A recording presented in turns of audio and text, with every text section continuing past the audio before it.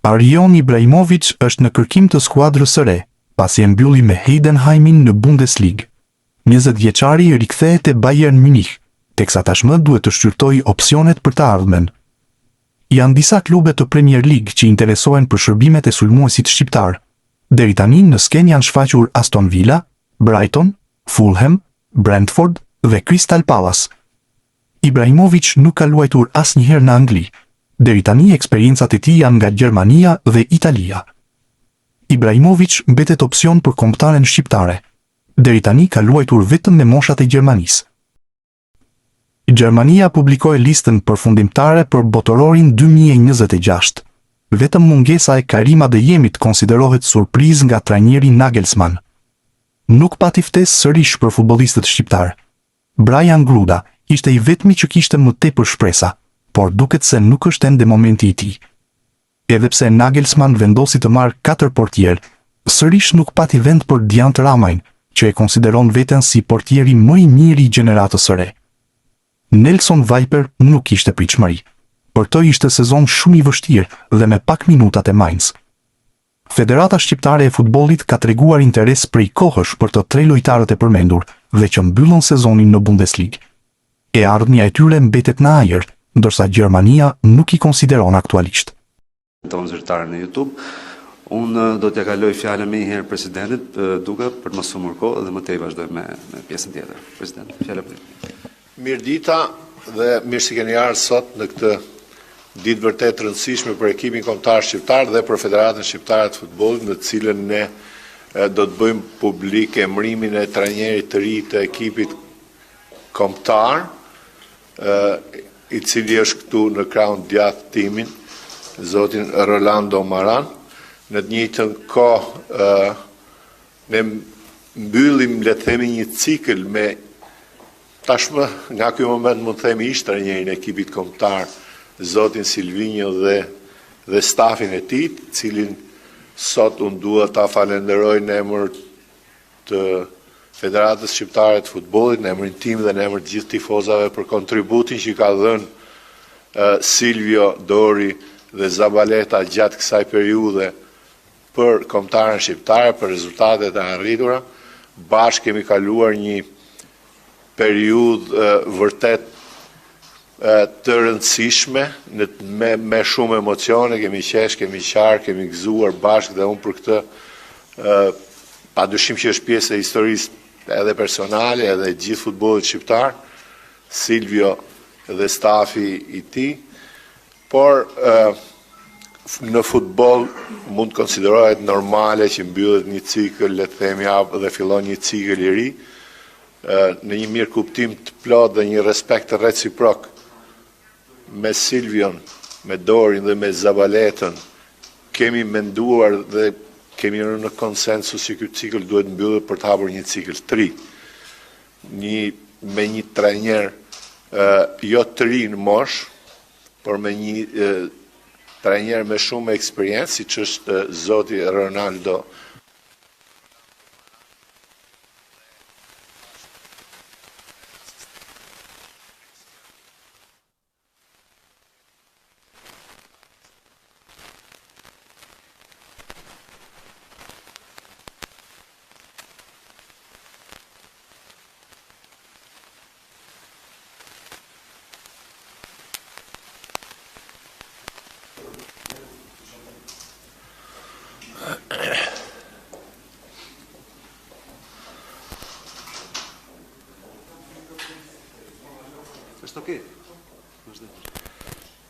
Okej, objektivat tona mbeten, domethënë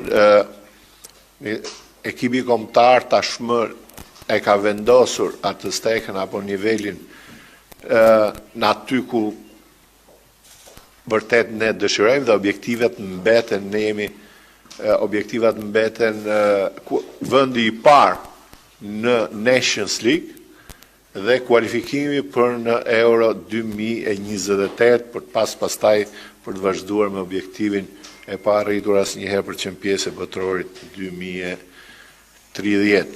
Tani unë nuk dua të zgjatem më, të falenderoj edhe një herë Silvion, Dorin dhe Pavlo Zabaletën për bashkëpunimin dhe për kontributin në kombëtarën shqiptare.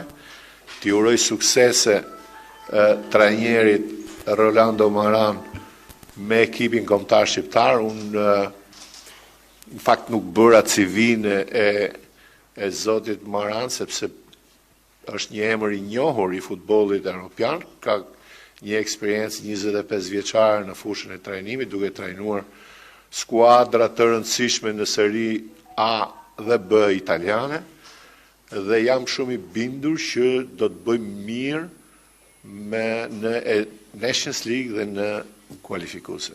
Faleminderit edhe një herë për prezencën dhe fjalën ja kalojmë ish trajnerit zotit Silvinho.